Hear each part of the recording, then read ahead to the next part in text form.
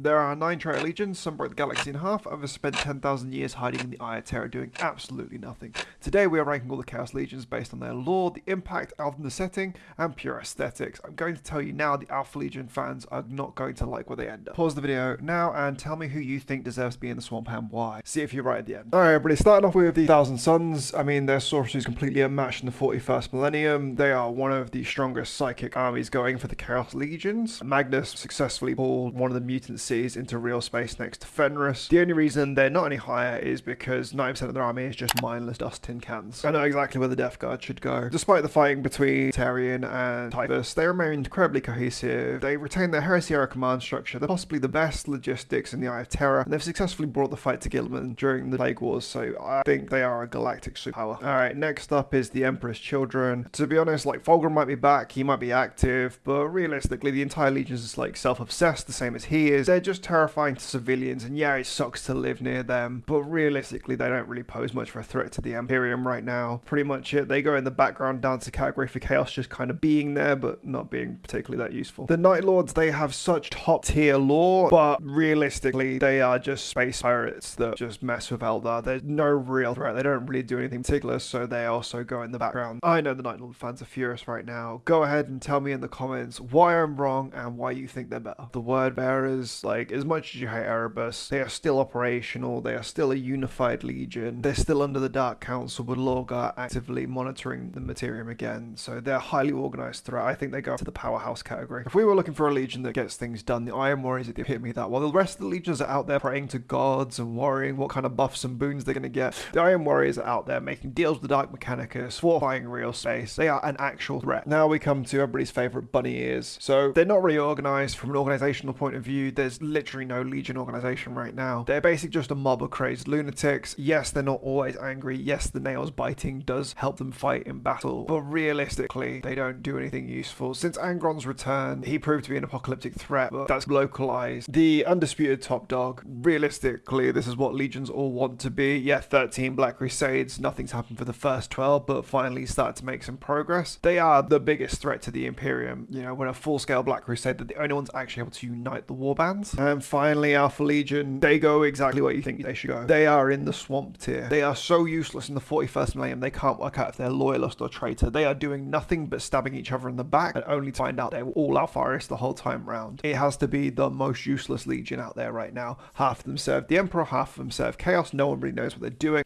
I can already guarantee it now. The Night Lords and the Alpha Legion fans are in my comments trying to write an argument about how they're realistically the S tier, the most understood, and I just don't get it with their big brain play. Click the video on the right to see Can't Beat Erebus Down. Click the video on the left to see why Can't Beat Erebus Down.